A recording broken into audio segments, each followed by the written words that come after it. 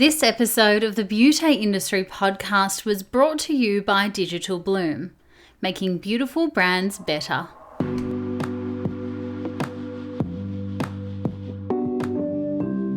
Hello and welcome to the Beauty Industry podcast, your online support community for the professional beauty industry. I am your host, founding director of Beauty Industry, Tamara Shaw. Here we are closing the competitive gap and speaking your language. This is a platform created and dedicated to the professional beauty industry, valuing community over competition. We serve to help connect you with inspiration from industry experts, expand your knowledge through educational pieces, and bring you the latest in product and technology innovation.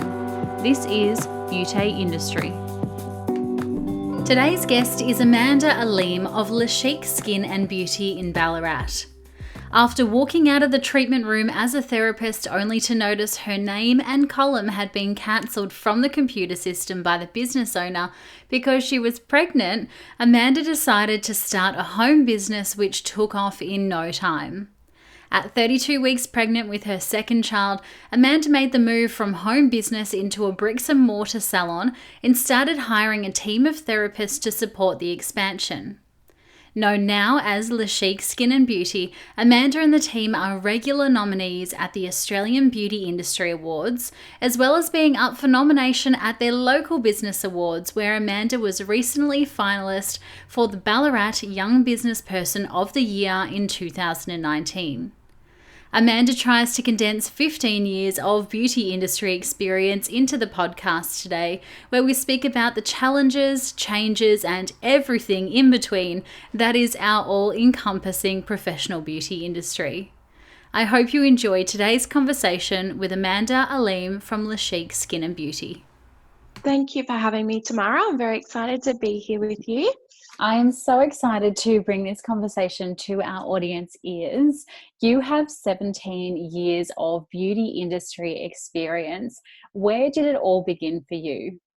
I had an auntie who was a beauty therapist, and I'd seen her open her own business and knew that one day that was something that I might want to do, but I knew that it was very, very hard. So it wasn't something that I always wanted to do, to have a business, but knew that that was a future goal if I loved entering into the industry. So I started just spray tanning some friends in the bathroom at home.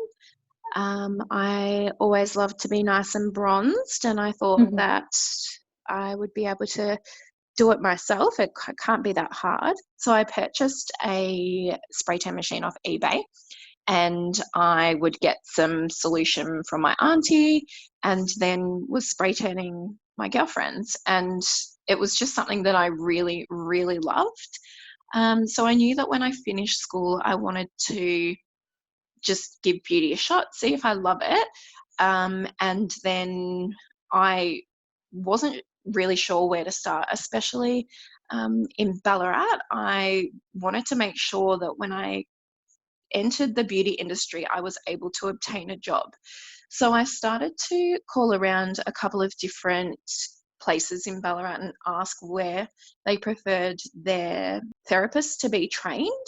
And the main place everybody was saying was Victoria University at the time. And so, yeah, I applied there. Going to Melbourne was never going to be an issue for me. I knew that I didn't want to train in Ballarat at the time, because way back then the uni didn't have the best name in Ballarat. And I love the city, and I really wanted to learn as much as I possibly could. I didn't want to waste my time studying, if that makes sense. Yeah, absolutely. So I went down to the open day, and I remember my dad was very, very nervous because he owned a business, and he was just thinking how it was back then. He was thinking that it's like waxing and there's not a lot of money. How are you going to be able to make a career of this, being paid such a low wage? I guess that was probably my deciding factor. The fact that he was saying those things, I was like, yes, this is definitely what I want to do.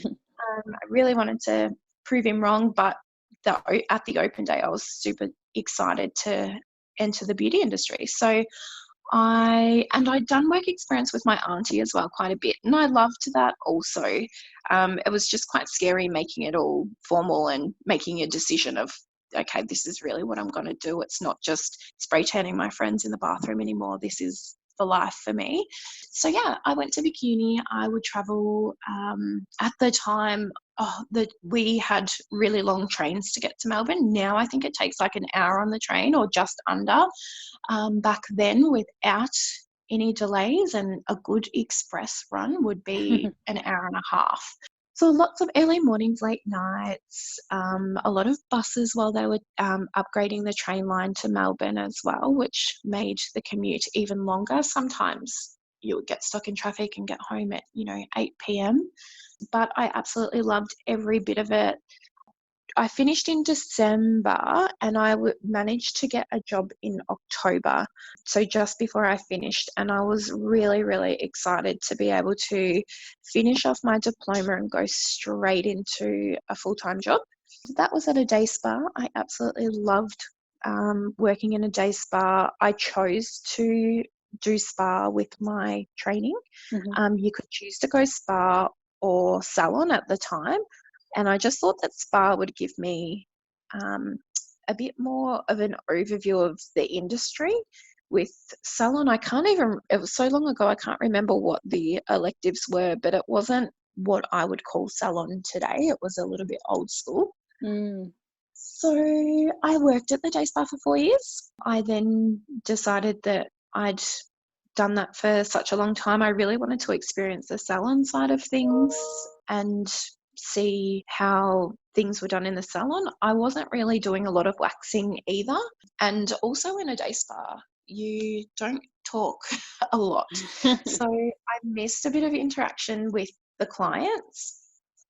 And I was lucky enough to get a job at a hair salon, but they were hair, nails, and beauty. So at the time that I worked there, there was 22 employees. Wow. So it was a really large salon, and I loved being able to really get to know people on a personal level and just chat with my clients.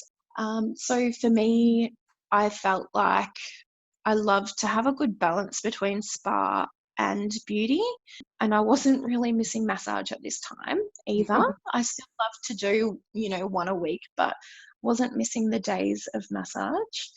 And yeah, I was at the salon for another 4 years, and I became pregnant with my son. So over my pregnancy in the salon, I just worked all the way up to my pregnancy. My employment was cut a little bit short when I was pregnant, and because I was pregnant, and I think that they were wondering how I was going to come back to the salon. I went to do my clients one day, come out, and I was no longer in the computer. So I was like, oh, what's happening? And they're like, oh, well, they had interviewed another girl that day, and they're like, oh, we're going to finish you up now. So I had to figure out what I was going to do, and I thought, okay, well, I'll just have extended maternity leave. In the meantime, a lot of my clients had contacted me through Facebook just to see if I was okay and say their goodbye, because I was booked up until the end of when I was going to go on maternity leave. So I thought, well, I'm got a spare room at home. I might as well just set up my beauty bed and see these clients. So I had let them know when they contacted me that, I could possibly take care of them, and they were very excited. So I had a couple of clients at home, and those clients were extremely supportive and started recommending their family and friends to come and see me. Being at home was fabulous, and it was the business was growing so much at home, but for my mind to tick over, I needed to be in a salon environment. I was just thinking of all these ideas that I could do, needs and wants of my clients, and being a home salon at the time, I was capped at doing that. And I was expanding so much that I needed to have a bigger space, and I wanted my home space back. So I started looking for a lease, and then in the meantime, I found out I was pregnant with my second child. But this was about a year later. So that for me, I was like, yep, I really need a space and I need somebody that can help me service these clients. So I then signed a lease when I was pregnant with my second. Um, the time that it took to fit out the salon, everything like that, I opened the salon when I was 32 weeks pregnant, which was crazy. Oh my Um, goodness. but it somehow worked for me at the time. I um, I had my daughter, and I had one employee who kept things ticking over while I was having the baby. I only had 3 weeks off to have her, and I came Wow. back for Christmas week because she was a December baby, which is an industry nightmare as a therapist, to have a baby in December. So I then had her, came back for Christmas week, and I was going to close the salon down between Christmas and New Year.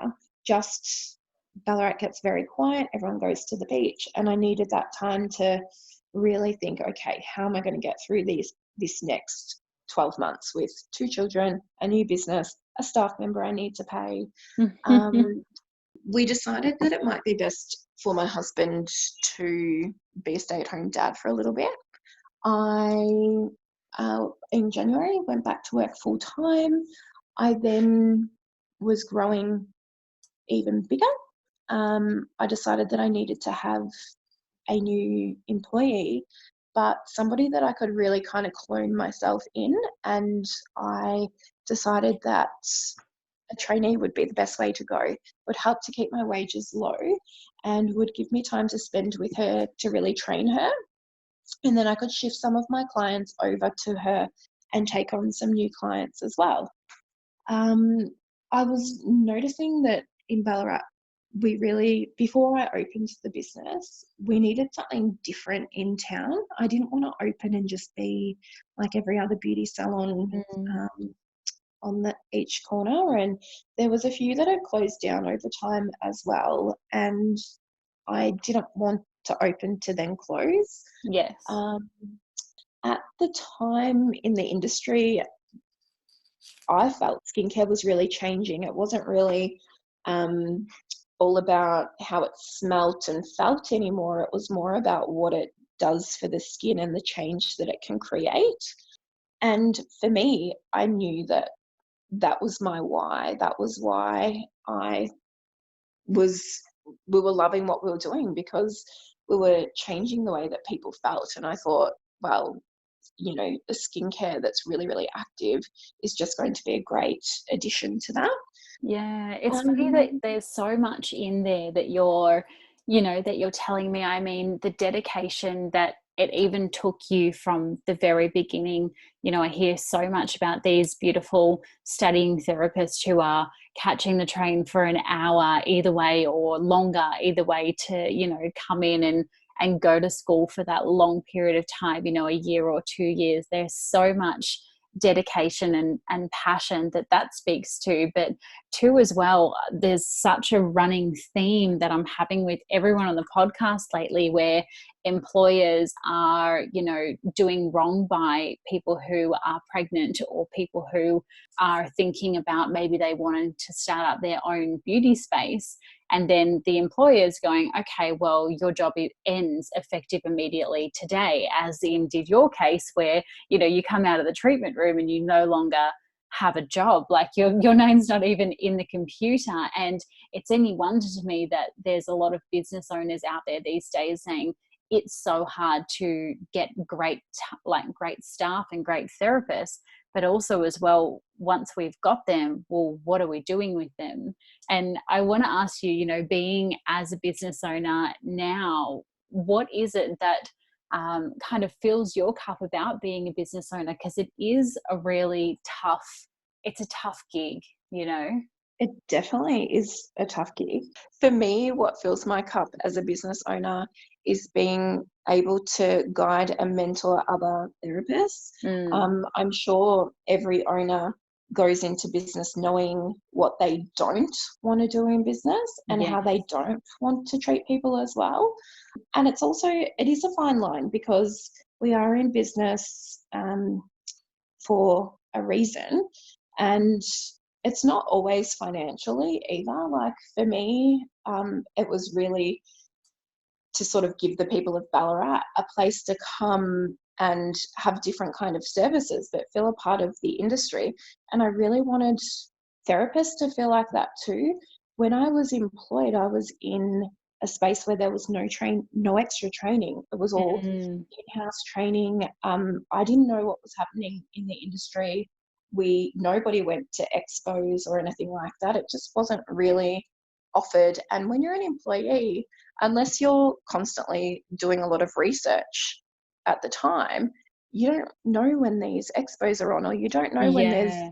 extra courses offered. And back then, like, I think Facebook was only just becoming a thing. So we didn't have, when I was an employee, we didn't have groups that we could be a part of, or Facebook communities, and certainly didn't have Instagram, and it was very different. So you just knew what you knew when you were at work. So for me, I really want to inspire and motivate beauty therapists to greater things. After the break, Amanda and I talk about how she transitioned from beauty therapist into the business owner that she is today. But first, a word from our sponsors. We all know just how important social media is, and nobody knows that better than our friends at Digital Bloom. If you're scratching your head for beautiful and engaging Instagram content, then Digital Bloom has you covered. It's as simple as investing in some kick-ass social graphics that align with your brand style and budget. Say goodbye to that branding headache with $20 off your first order by heading to www.digitalbloom.me, that's M-E, and entering in the code BEAUTE20, that's BEAUTE, and the numbers 2 and 0 at the checkout. Looking on point in the digital space never felt so good. Thank you to Digital Bloom for making this episode of the Beauty Industry Podcast possible. And now, back to Amanda. There's so much there about what you're saying, that we become the leaders or the business owners that we have seen other people do so incorrectly. You know, like I have had such bad leadership, people in leadership positions in the past, and I've always looked at them and gone, right, well, when I go into management, when I go into leadership, when I go into running a team, I don't want to be you. I want to take away every single element of what you're doing incorrectly, and I want to flip that on its head, and I want to give back to my team. And I think that speaks so highly to a lot of therapists, and perhaps why a lot of therapists look at the business owner and go, well, actually, do you know what? I might be able to do this better. And perhaps that's where that little bit of entitlement comes from sometimes. And I guess, you know, our job as business owners is to lift people up. You know, it is to create that team, create that environment, give our team and our therapists the passion, but also to, as you've said, like show your team what is going on out there in the industry, because not all of it is on Facebook. I mean, even with our events, I get so many private messages saying, when are you having your next Sydney event, for example? And I'm like, it's all online, it's all on the website, you can go there and you can have a look. But I guess as business owners too, that's our job, to show our team and to lead them to exciting opportunities and expos and bits and pieces that are out there. I definitely could not agree with you anymore. What have you found to be the most challenging thing as a business owner? I think one of the biggest challenges being a business owner is probably being rural and being in Ballarat. It's very hard to get education and support from suppliers, but I feel like the fact that a lot of things are online now really, really helps, because we no longer have to take a full day out of the salon or close down, we can jump on a webinar, and we have product lines that have online portals that we can constantly educate and update our skills from. And I also personally have learned over time, with support from suppliers, is to just ask as well, and schedule things in advance, so that, you know, when they are in our area, that they could try and fit us in as well. Because, you know, when suppliers are stuck, they have an account manager that's in Melbourne, or they have bigger accounts that they need to be at, it's really hard to kind of get them to travel sometimes 2 hours or so to come and see us. So we just try to book things in advance.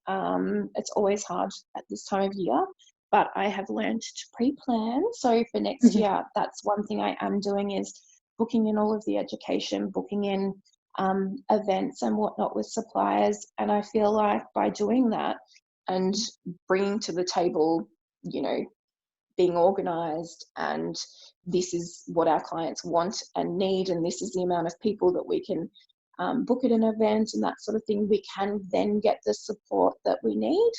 And it motivates the girls, motivates the team as well. So yeah, I definitely think that that's probably our biggest challenge, but we are learning to work around it. Yeah. Another challenge. Mm. Oh, sorry. No, I was just going to say, I love the fact that you've said just ask, because even as a rep and educator in the past, I would get some accounts, you know, business owners be really, really upset at me, especially if I've come in and I've taken over another role and people said, we get no support, nobody comes out and sees us. And I said, well, just ask. You know, there's no harm in asking. And even recently, actually, I should have popped in to see you. I was driving past. I was contacted by a beautiful account in Horsham, and they said, Tamara, we love what you do. We love your team development sessions, but would you ever come to Horsham, because it's such a far away? And I looked at it, and I looked at the travel cost. I went back to them with a figure, and I was like, this is what it's going to take for me to come out. And the team were like, yep, perfect. We'll get 5 of our therapists in the one space at the same time. And I did. I drove 4 hours there and 4 hours back, and I went and I spent the entire day with them, and it was so beneficial on both parts. But then too, to what you were saying, once we had that session, obviously I can't go to Horsham, you know, 4.5 hours drive either way every month. But then we've put them now into the online therapist and retail sales portal. So it's kind of like, you must ask, but then at the same time, if you can't get that support, you need to make it work for you. And whether that's, you know, moving online or whatever else that looks like, well, then you've just got to kind of pivot as a business owner, you know, when you see those challenges. 100%, definitely. And that salon owner in Horsham, I'm sure she would have been so thankful, because I can definitely feel how she would have felt like hearing you say yes, because it is a challenge. Yeah, absolutely. And I guess, you know, being in Ballarat for you, being quite rural, I mean, I'm imagining it's a small town, everybody knows everybody's business. That is a challenge in itself altogether. Most definitely. I think we had a bit of a difficult client that we had to politely fire, and to let her know that it was okay if we moved apart, and we understood that, you know, we can't meet her needs. This was just with a particular way that she liked to have her eyebrows, and it would become very stressful for the girls as well. And we have a lake in Ballarat that we are nowhere near the ocean, so everybody goes to walk around the lake. And I see her every time I walk around the lake, and, you know, I think that it's awesome, because we always see each other and wave and say hi, and if, you know, we're not walking too quick, we'll chat, which I think is great. So yeah, there's nothing worse than having an awkward situation and having to run into the client. So it's all about the way that you kind of handle things in a small town, and do it with dignity and integrity as well. And I think, you know, everybody's happy on both parts. Yeah, and I love the fact that you see that client, but you've still got a relationship even though you've kind of fired her. I'm wondering then, you've come from a therapist into being a business owner, and I guess not all therapists can do this because therapists are very tactile and kinetic, and they respond by doing and giving treatments, whereas managers and leaders and business owners are a little bit more analytical. What do you think it takes for a successful transition to happen from being therapist to then being the business owner? Well, this is a very good question, Tamara. I don't think that this is something that I have down pat with the right balance. Business is always changing, and I sometimes need to jump into the treatment room a little bit more. Sometimes I have more time to work on the business a bit more, and it's finding that balance for me. I actually, I hate numbers. I hate them. I hate the accounting side of things. But I'm learning to love it. So for me, it's pushing through the things that I find difficult and then turning them into something that I enjoy doing. So I love the days where I get to work on the business, and I also love the days where I get to work on the clients. So for me, it's been putting boundaries in place, because otherwise, if I hate the numbers, I can then end up booking clients the days that I need to sort out my accounts and that kind of thing. So I just, I need to put boundaries in. I've learnt to schedule certain days and times that I work on each. So I'm used to looking at an appointment book. So I need to, I now actually just block out the time to work on each. And I have never, ever, this is a big surprise to myself now, but I've never had a manager. So that is something that I am working towards next year, because I've never really thought that I've needed one. I think, yes, I can do it all, and I've managed so far. But now I'm really feeling like as you drive the business a bit more and grow the business, there's lots of things I can delegate off to somebody else. And, then I need somebody to drive the team a little bit more while I'm driving the business, and then we can drive both together. So I'm seeing that niche in the business at the moment as I'm working on the business a bit more. And just, it's very hard to find the balance, but I think I'm getting there. Yeah, and the crux of it really is time management, I guess. What you're saying there, the boundaries in place, the balance, that perfect kind of symmetry between the business owner and the manager. But even for me as a business owner, when you sit down and you've got an hour to do something, make sure you actually write your to-do list and cross things off. Because for me as a business owner, don't do that, what I know I will do is open my computer, and instantly I'll open my emails and I'll open Facebook. And once I open my emails, I can open them, and at any time there could be 20 unread emails sitting there. Once I start actioning them and somebody asks me to do X or do Y, then I start half creating things. Then somebody will send me a message on Facebook, or somebody will post something in the community, and I'm going over there, moderating that. And all of a sudden, that hour that I thought, yes, I'm going to smash so much work out here, has turned into a responsive hour of just me replying back to emails and me actioning things on Facebook, And I guess at the end of the day, that is where everything adds up, and you feel like, what have I actually accomplished today? Nothing. But when you actually sit down and you write, okay, in this hour, I need to pay my wages, pay the BAS, I need to schedule some social media content for the next month, and I'm just going to tick off those 3 things. I'm not going to open my inbox. I'm not going to open Facebook. I'm going to put my phone on flight mode. Then once that hour is finished, you do have so much more that you actually feel accomplished by, and you feel in a better mindset. But I guess, with the phone ringing and clients walking in and out and everything around that, it kind of gets a little bit distorted. I'm wondering, you've been in the industry now for 17 years. what kind of changes, good or bad, have you seen take place across the industry landscape so far? I have definitely seen a big shift towards inner health and wellness, which I love. I think people are not only looking after their inner health a lot more, but also their mental health, and Mm. realizing the connection between the two, which is amazing. And it allows us to get even better results for our clients as well, because it's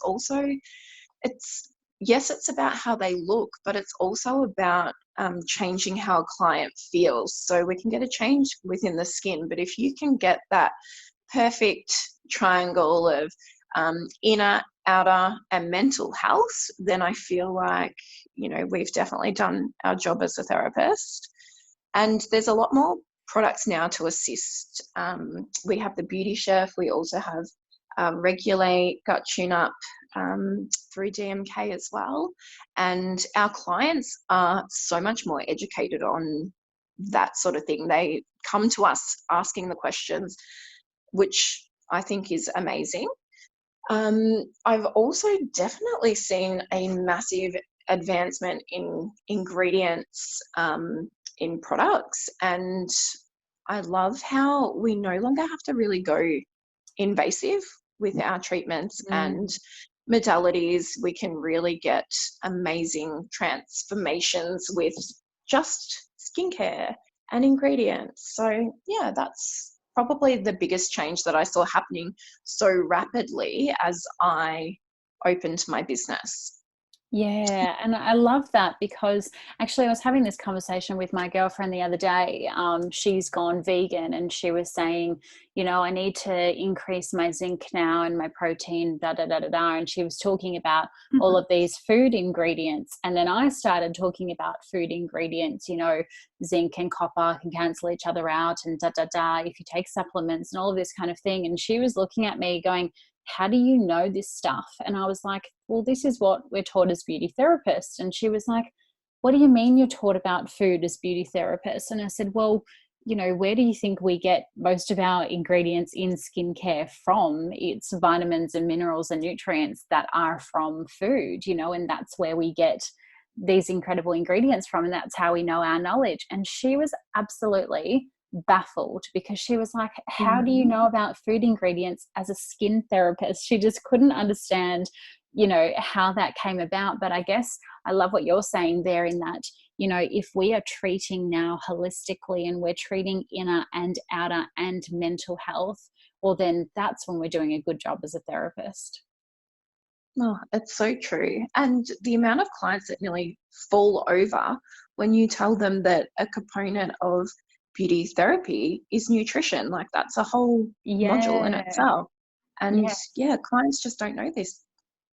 No, they don't, do they?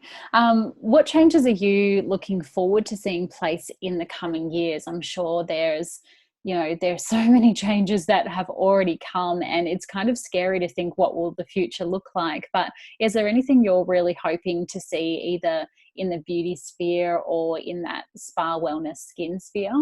When I was at the Beauty Expo and also the ABIA Awards and the different events that were on over that weekend, like just really the coming together of the industry, and like such a big movement towards that at the moment, I'm loving seeing. I'm especially loving, everything that you're doing within the industry, Linda Oh, Woodhead thank as you. well. Like I feel like there's such just a big shift towards becoming a massive community, rather than it being so segmented, so competitive. But it's very interesting as well to see a lot of changes with technology. And I know there's been talk for so long about robots and this sort of thing happening within the industry. But a shift that I'm seeing with my clients, also with a supplier as well, is just coming back to the fundamentals of beauty and what touch can really do for our clients. So yeah, I feel like everything's going to come back towards a bit more massage and more touch and things being a bit more tailored, because there's so many treatments now where you just don't touch your client anymore. So yeah, it'd be very interesting to see where that goes, and I really hope that that is something that becomes a lot more ingrained in suppliers. I'm seeing it now that they're training a bit more massage into certain treatments.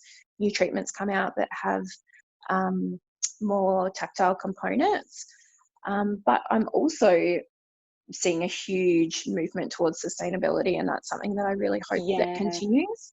And yeah, I just can't wait to see all of the changes that come about with looking after the environment, becoming sustainable. We are part of sustainable salons as well, and we're the first beauty salon in Ballarat to do so, and there's only a handful of hair salons, so I'm hoping that a lot more people jump on board. Our clients are so excited that we are recycling everything, and they love they bring their products back into us for us to recycle. Our suppliers are going sustainable as well, which is really great. Amazing. There's so much to be excited about. I love that you said, you're noticing the community in the beauty industry now, because it was never really like that. And I guess a conversation I had the other day with one of my girlfriends, I was talking about somebody, and then her friend happened to know this web designer who I was talking about, and the web designer was in the beauty industry, and I used to work with them. And as much as we're talking about community, it's also such a tiny industry that I guess, because it is becoming community and everybody knows everybody, and we're having more of these conversations, I guess, as a business owner, we need to be very mindful about how we support our team and what kind of leaderships we are. And where you're talking about, being sustainable and having that aspect to your business, I absolutely adore that, because that is a really good example for not only our team, but for the community as well. Oh, most definitely. Thank you so much for spending your lovely morning with me, having a chat on the podcast. I so appreciate your time today. Thank you so much, Tamara. I appreciate it also. It's been great. Thank you. It seems absolutely crazy to me how many stories are popping up across these podcasts about employers cancelling therapist shift and letting therapists go due to pregnancy. Are we not in a female-dominated industry where pregnancy is bound to happen? Why are we not supporting the women in our teams better? I have no idea. It blows my mind when I hear stories like this, especially given the nature of how connected our industry really is. You should truly never burn a bridge, because everybody knows everybody. If you have enjoyed today's conversation with Amanda, make sure you subscribe to the podcast, and that way we can notify you every time we drop a new episode. Or if you absolutely loved today's conversation, make sure you leave us a little review in the podcast app, which helps boost conversations like these to the top of other people in the industry sites. While we are across all of the social media channels at Beauty Industry, for more information or to see a day in the life of Beauty, you can of course follow myself at Tamara Shaw Reid. Thank you so much for your continued support. You are all so bloody beautiful with your messages and kind words. We have really surrounded ourselves with some pretty special people in our community, and you are definitely one of them. Until next time, stay connected.